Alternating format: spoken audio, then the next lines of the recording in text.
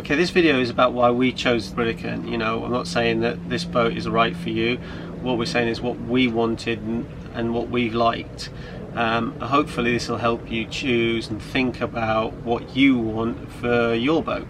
So when Simon and I started thinking about purchasing a boat, we weren't looking for like a recreational, you know, part-time play toy. We were looking for a home. Yeah. Well, it is our home, isn't it? It is. When we first sat down to decide upon a boat, we thought about going around the world.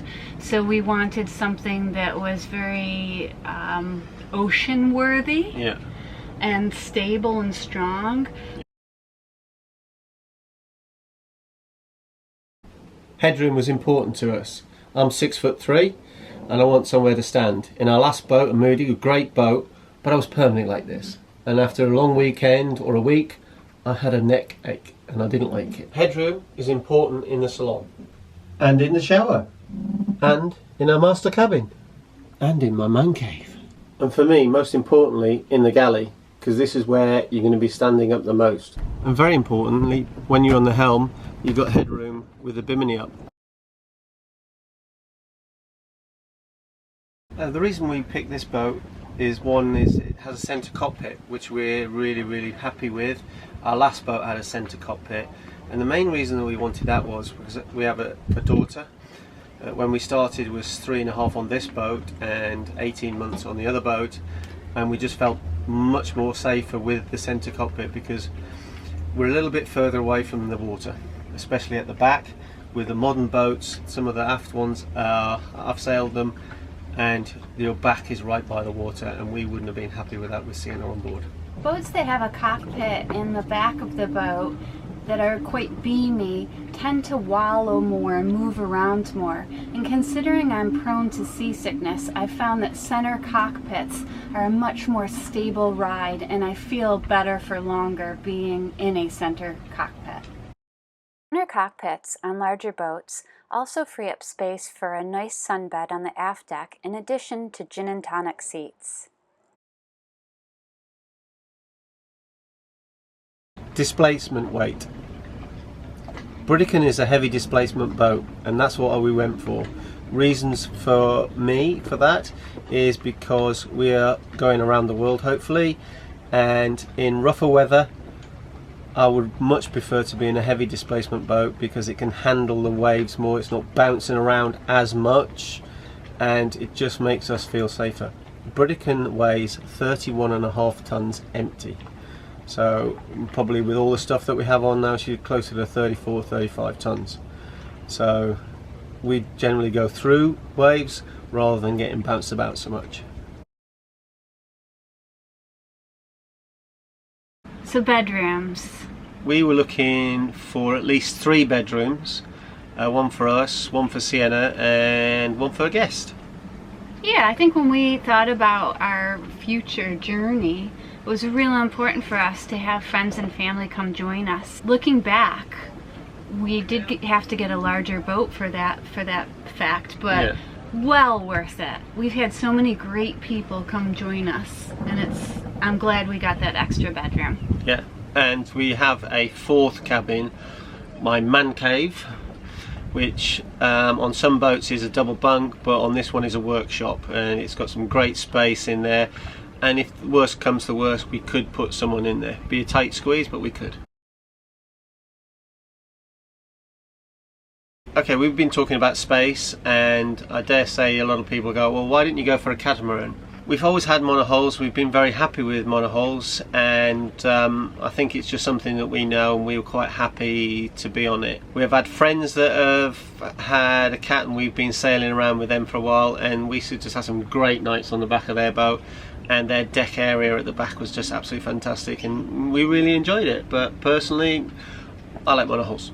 I have nothing against cats, just my preference. Yeah, I think I'm similar too. It's maybe it's what you grow up with or what your first experience is. And also I think you wanted an oyster from as long as I can remember. Yeah, it's been my dream boat. Yeah, and they don't do catamarans, do they? No, they don't. So that's another factor. Maybe if they did, we'd have an oyster catamaran. No. No.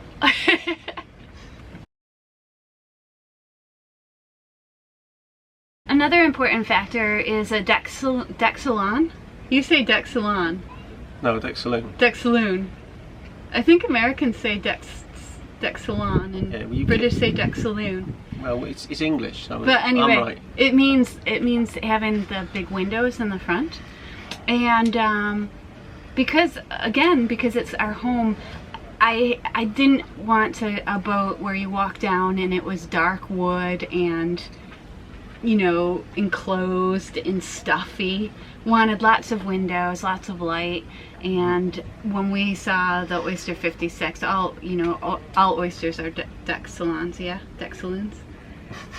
Yes, except the really old ones. But yeah. So that's a massive feature for us, is to have lots of light.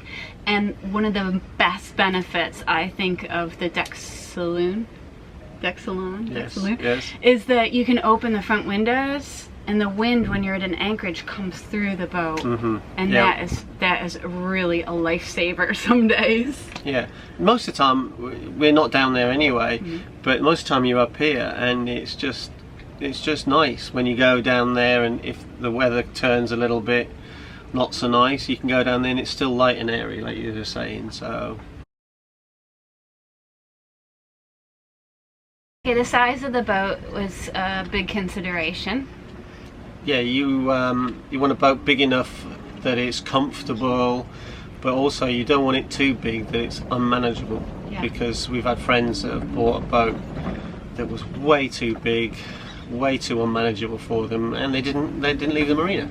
No. Yeah, if you're uncomfortable sailing the boat or operating the boat, then you're not going to take it out. Yeah. So I think there's a balance between getting it big enough so that there's room and you feel like it's, you know, a proper home or a proper boat for you, but not too big. Yeah, we wouldn't go any bigger than this. No, in fact, I think we originally thought about getting a 62. Yeah? Did we? Well, we talked about it. We talked about it, yeah. And that for us, I think, would be way too big. Yeah, it's way too big. But we were also looking at 47s and 49 feet, and I think they would have been... They'd be fine. They'll be fine. They'll be a little small. But we are really, really happy with the 56. It's big enough that we can relax, where I think a 49 would be... We're a bit more on top of each other. But there was a 53 and a 56, and we looked at both of them, and they were both at the same price, and the 56 was just...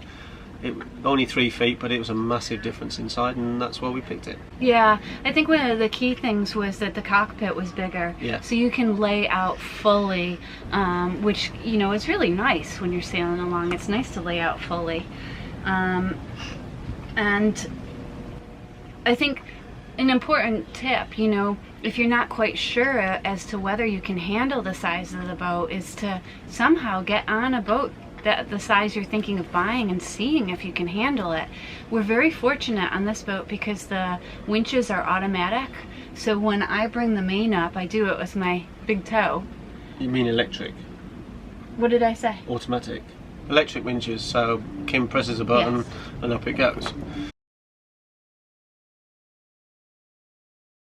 Go on lots of boats, and if you can go on holidays, the sailing holidays, go on sailing holidays and try and get on different types of boats. Go on catamarans, go on monohulls, and then pick your boat, because you might think you like catamarans and then you monohulls, and vice versa. You think you love monohulls, and then suddenly you go on a cat and you think, right, cat's for me. Just that's what we did. We went on lots of holidays, and then we were lucky enough to get a boat. And every time we did like a week-long charter, we would say, oh, I like that, even if it was down to where the trash can was.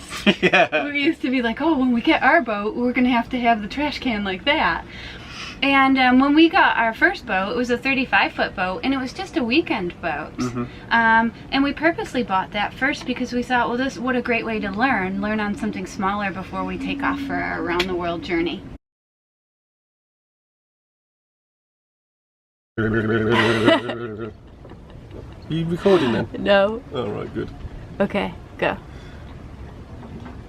Are you going to keep that in, or? Yeah, I'll keep that. Okay, this is... Alright, what do you want? Do you want me to start or you start? I'll start. Okay. Because heavy displacement boats are less movie-abouty. Yes, good terminology. You like the technical terminology? you just got to be a little bit more careful with electric, but that's it.